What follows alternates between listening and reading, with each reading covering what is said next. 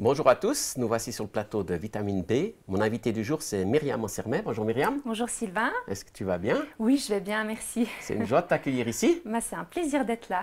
Là, pour ceux qui ne te connaissent pas, tu pourrais te présenter en quelques mots. Qu'est-ce que tu fais dans la vie en général? Alors, je m'appelle Myriam, j'ai 42 ans. J'habite la région de la Riviera, au bord du lac Léman. Je suis maman de 4 enfants, heureuse épouse de Cyril. Et après une formation d'éducatrice de l'enfance que j'ai exercée pendant plus d'une dizaine d'années, je suis revenue à mon premier métier qui est celui de secrétaire. Et puis à l'heure actuelle, je travaille pour mon église comme secrétaire. Et à côté de ça, je suis dans le ministère de la Louange aussi, pour mon église locale, mais aussi pour la région, à travers une association qui s'appelle le Collectif Riviera. Et voilà un petit peu ma vie aujourd'hui, les enfants, le travail, la louange, oui, bien occupée. Et tu préfères quelque chose par rapport à tout ça ou ça se mélange bien? Alors, c'est un fin équilibre à trouver et il y a des vagues dans l'année où on sait qu'il y a des périodes où il faut un peu alléger le côté peut-être louange, puis d'autres où on peut faire un peu plus. Mais voilà, au fil des années, on le trouve cet équilibre, mais je pense qu'il est important aussi à trouver quand on est maman, d'avoir aussi des temps, moi j'ai envie de dire des temps pour soi, alors chacun a ses propres hobbies, mais c'est vrai que de pouvoir aussi être active dans quelque chose d'autre que la maison ou mon travail de secrétaire à l'église, mais aussi de pouvoir servir dans d'autres églises, dans la louange, tout ça, c'est vraiment des choses qui sont importantes pour moi, qui me nourrissent aussi, même si on va donner du temps, on reçoit en retour aussi. Donc oui, c'est important. Donc tu rencontres pas mal de monde, tu bouges, tu aimes les relations. Oui, j'aime les relations. Je suis aussi pas mal active sur les réseaux sociaux. Voilà. J'en parlerai certainement, mais c'est vrai que ça me prend aussi du temps, ça. Et j'ai aussi créé des contacts. J'ai vu des personnes à travers les réseaux sociaux, créer des amitiés. Mais c'est aussi une sorte un petit peu de travail, j'ai envie de dire, pour le plaisir, hein, mais c'est vraiment quelque chose aussi qui prend du temps, mais que j'aime bien, ouais. Qu'est-ce que tu présentes sur les réseaux sociaux, en fait? C'est quoi ta ligne? Oui, alors moi, c'est vrai que donc, quand j'étais enceinte de mon troisième enfant, qui s'appelle Amélien, on a su pendant la grossesse qu'il était porteur de trisomie 21. Et c'est vrai que ça a été une période difficile, ce moment-là. Et voilà, c'était un temps, cette grossesse qui était quand même un peu, on va dire, c'était pas une grossesse légère comme j'ai pu le vivre pour les autres. Et après, avec la naissance d'Amélien, puis de voir aussi, une fois qu'il était là dans nos bras, toute la joie qu'il nous a apportée. Puis en fin de compte, la vie, elle n'était pas plus compliquée que ça avec son arrivée.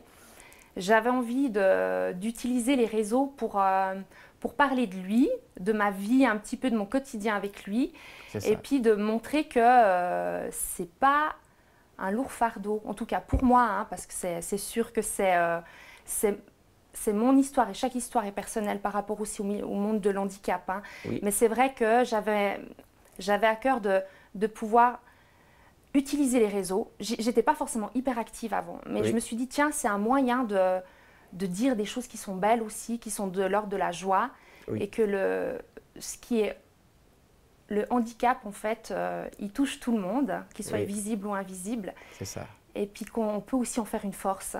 Et c'était vraiment cette idée-là. J'ai aussi le monde du réseau social, comme ça, m'a aussi ouvert des connexions à travers d'autres familles, et de voir aussi le témoignage d'autres familles qui vivaient de belles choses. Parce que quand tu ouvres l'ordinateur puis que tu tapes trisomie 21, c'est plutôt négatif. C'est-à-dire, on va te dire tous les risques et puis tout ce qui peut t'arriver avec cette pathologie-là. Donc c'est vrai que j'avais envie de dire, est-ce qu'on peut dire autre chose aussi dans un monde qui prêche quand même...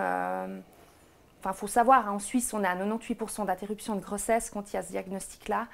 Et puis... c'est triste. C'est triste. Et puis moi, j'ai envie de dire, c'est pas pour condamner les gens qui font ce choix-là, parce que c'est vraiment très intime et personnel, mais c'est pour dire, ok, mais en fait, il y a une réalité qu'on ne vous dit pas, puis ça peut être celle-là aussi. Donc, j'imagine que tu as beaucoup de retours sur ce que tu écris, ce que tu présentes. J'ai beaucoup de retours. J'ai des beaux témoignages à travers c'est surtout sur Instagram. Hein, et j'ai notamment quelques années une femme qui m'a écrit.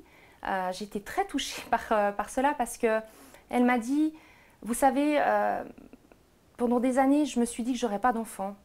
Parce qu'elle avait peur de ça, en fait. Ah, oui. Et elle m'a dit, ben, j'ai commencé à vous suivre, et puis j'ai plus eu peur.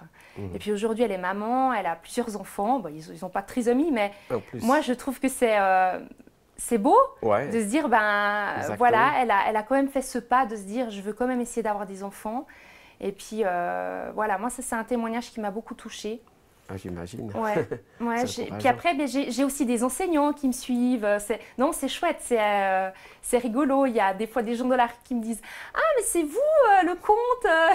C'est hyper drôle, quoi. Ouais. Du coup, c'est normal que ça t'occupe pas mal. Oui, hein. ça m'occupe pas mal. Alors, j'essaie quand même d'équilibrer aussi. Ouais. Parce qu'à un moment donné, ça prenait trop de place. Et puis, c'est pas sain non plus. Hein, parce qu'il faut aussi savoir que ce monde-là, il faut un peu le gérer. Oui. Voilà, il faut rester dans la réalité. Il faut rester dans la réalité. Ouais. Et puis, il ne faut pas s'attacher à ce monde virtuel-là. Et puis, c'est évident que moi, je vais mettre sur les réseaux des choses qui me touchent et qui sont belles. Oui. Et puis, de temps en temps, je peux parler des défis, mais ce n'est pas la réalité non plus du quotidien. Mon quotidien, il est très banal. J'ai des enfants qui se fâchent entre eux, voilà. Ça, je ne vais pas filmer mes enfants en crise ou comme ça. Mais c'est vrai que je pense que c'est une vigilance que tout le monde doit avoir. Quand on touche à ce monde-là, on montre ce qu'on veut montrer. Voilà, c'est ça aussi. Donc, j'imagine que la foi t'a aussi beaucoup aidé dans cette situation. Ah ouais, non, mais ça a été... Qu'est-ce que j'aurais fait sans ça? Mais je pense que sans la foi, je ne sais même pas si j'aurais gardé cet enfant. Oui. J'ai quand même pensé pendant 24 heures à l'avortement, alors que je suis chrétienne depuis longtemps. Oui. Mais j'avais pas... On est dans un état, c'est assez compliqué d'expliquer ce qui se passe à ce moment-là. Mais le téléphone de l'annonce, au départ, c'était de me dire bah, vous avez un risque très élevé. Oui. Et puis après, on a eu un diagnostic. Mais c'est vrai que... Ce jour-là, ça a été assez traumatisant comme expérience, où on a l'impression que tout s'effondre. Et puis moi, vis-à-vis de ma foi, j'ai eu l'impression que Dieu, il me punissait.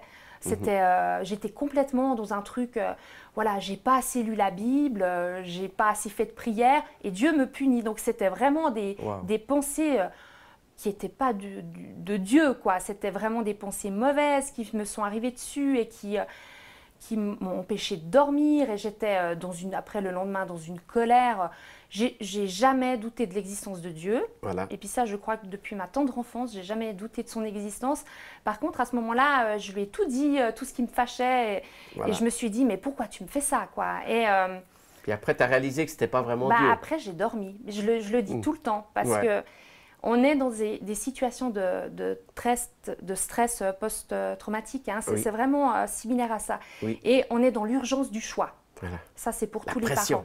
Les médecins, on est à plus de 12 semaines de grossesse, donc les médecins, ils nous disent qu'il faut quand même assez rapidement faire ce choix-là. Oui. On continue, on poursuit la grossesse ou pas.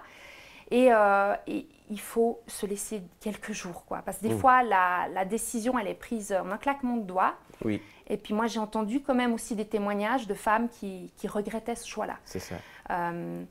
Et c'est un choix qui est très sensible. Oui. Les médecins, ils ne doivent pas dire trop de choses, il faut laisser le patient libre. Alors nous, on a une gynécologue qui est très exceptionnelle, hein, qui nous a quand même dit qu'on pouvait être heureux avec un enfant comme ça. Mais ça, c'est extrêmement rare d'entendre ça. Mais ce moment-là, donc j'ai dormi. Et je pense le fait de dormir aussi, je me suis réveillée, c'était le samedi matin, je me rappelle très bien, on était au mois de juin 2015. Et là, c'était les larmes, et j'ai demandé pardon déjà à Dieu pour tout ce que je lui avais dit, pardon à mon bébé, que sa vie, elle était importante, que c'était évident qu'on allait faire le choix de le garder. Oui. Puis, mais en même temps, dans ma tête, je me disais que j'aurais une vie difficile, parce que j'aurais un enfant handicapé. Mais oui, donc, tu ne savais pas ce que c'était. C'est l'inconnu. Mais j'ai décidé de lui faire confiance. Oui. Et puis là, ça a été vraiment ce choix-là de se dire, ok, Seigneur, même si les circonstances de ma vie aujourd'hui, ce n'est pas du tout ce que j'ai imaginé pour moi et c'est dur, mais je vais quand même continuer de dire que tu es bon, que tu es fidèle et que tes promesses, elles demeurent. Voilà. Et tu as choisi justement un verset à partager avec nous, c'est lequel? C'est Ésaïe 54, 10. Alors, on va le lire ensemble. Ésaïe 54, 10 nous dit « Même si les collines venaient à s'ébranler, même si les montagnes venaient à changer de place, l'amour que j'ai pour toi ne changera jamais, et l'engagement que je prends d'assurer ton bonheur restera inébranlable. C'est moi le Seigneur qui te le dis, moi qui te garde ma tendresse. Tu as eu ce verset à partir de cet événement ou tu l'avais déjà lu avant? Je l'avais déjà. C'est un verset, je crois, qui m'a souvent accompagnée. Oui. C'est cette promesse de l'amour qui demeure malgré tout, qui bouge et tout ça. Et c'est vrai que l'arrivée d'Amélien, oui. C'est comme si ce verset, il s'était incarné dans nos vies avec Cyril et moi. Et puis c'est le verset qu'on a choisi quand on a présenté notre fils. Oui. C'était une parole qu'on a voulu déclarer sur sa vie. C'était qu'il était important et que rien ne pourrait jamais le séparer de notre amour en tant que parents et puis de l'amour du Père aussi qui est au ciel. Et c'est vrai qu'il y a une puissance, je trouve, dans ces paroles-là qui nous rappelle que l'amour demeure. Toujours. L'amour du Père, de Dieu le Père, demeure dans nos vies du début jusqu'à la fin. Tu as l'impression que ton fils, il le comprend aussi? Oui. Alors, Amélien, il a un rapport, comment dire, à la fois, je pense qu'il est aussi en lien avec son handicap, oui. Mais c'est quelque chose de très naturel pour lui. Donc, c'est aussi, il voit ce qu'on vit à la maison. Hein. C'est ça. Donc, on est très nature à la maison, c'est-à-dire on peut être à table en train de parler d'une situation, puis d'un coup, on se dit, on va demander à Jésus. On parle beaucoup de Jésus avec les plus petits pour... voilà, des fois on peut dire Dieu, mais on prie souvent Jésus. Et Amélien, c'est quelque chose de très naturel. Et s'il se fait mal, il va prier, il va dire merci Jésus pour que le bobo il parte, ou il va faire ça sur sa sœur. Et puis, donc c'est vrai qu'il aime la louange aussi, il aime danser, il aime chanter. Il vit sa foi comme un enfant, évidemment, mais c'est vrai qu'il y a quelque chose de très nature chez lui. Depuis tout petit, il réagit très fort à tout ce qui est de Dieu, quoi, de ce qu'on vit à l'église ou dans des camps, où c'est vraiment quelque chose qui l'habite. Et il dit que Jésus, c'est son copain. Voilà, tous les soirs on prie. Il a toujours la même prière. C'est vraiment... il prie toujours pour maman et papa. C'est très chou. Merci Jésus pour maman, pour papa. Et puis après, bon, il y a les autres. Je pense qu'à sa façon, il perçoit des choses, peut-être même que des fois, nous, on ne perçoit pas. C'est ça. Il y a une hypersensibilité en lui qui est liée aussi à son handicap. Hein, mais c'est vrai que je trouve qu'il perçoit des choses de la foi. Des fois, je me dis, mais... j'aimerais bien être dans sa tête. Comprendre exactement. Ouais.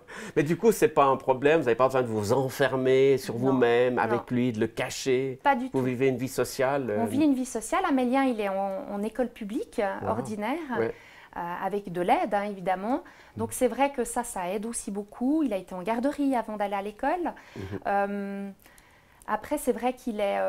hyper sociable. Alors vraiment, il va parler à tout le monde dans le bus. Enfin voilà, après, ça peut être une caractéristique un peu du handicap, mais pas forcément. Hein, voilà. Ils ne sont pas tous pareils. Mais... ils ont des caractères différents aussi. Exactement. Alors Amélien aime le contact, il aime parler, il aime aller parler aux gens. Et il a des petites passions dans sa vie, comme Charlie Chaplin. Il aime tous ces personnages un peu burlesques comme ça. Alors c'est vrai qu'il aime aussi le monde du spectacle. Amélien. Voilà. Et il le fait lui-même, le spectacle. Ouh là là, il faut des fois lui dire d'arrêter. Voilà. Oui. Il aime qu'on l'applaudisse, qu'on le reconnaisse. Oui. Voilà. Il aime beaucoup ça. Il aime beaucoup aller voir des spectacles aussi. Il est très sensible à la musique. C'est vraiment un enfant qu'on peut sortir avec. Il est chouquinet, quoi. S'il dérange, c'est parce qu'il veut aller parler aux gens. Et puis alors après, mais généralement, il y a toujours un bon accueil en face. C'est vrai que j'avais si peur-là avant de l'avoir, mais ça s'est vite effacé.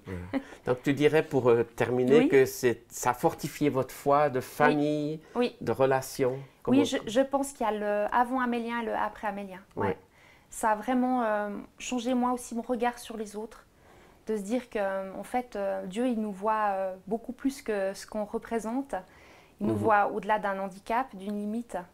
Il voit beaucoup de choses en nous que nous-mêmes, on ne voit pas. Et je pense que, j'ose le dire, c'est une des plus belles choses, hein, comme pour chacun de mes enfants. Mais Amélien est une bonne nouvelle. Ce n'est pas une mauvaise nouvelle. Voilà.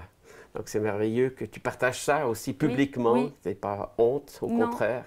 Et je suis sûre que ça encouragera beaucoup de gens. Je l'espère. Voilà. Donc c'est ce qu'on va dire à tous ceux qui nous suivent. Soyez encouragés parce que Dieu prend soin de vous, quels que soient vos défis, vos difficultés, un handicap, mais aussi un problème ou d'autres difficultés que vous pouvez vivre. Dieu est celui qui est à vos côtés et son amour ne change pas pour vous. Donc on se réjouit de vous retrouver pour une prochaine émission Vitamine B. À bientôt. Et au plaisir de vous voir.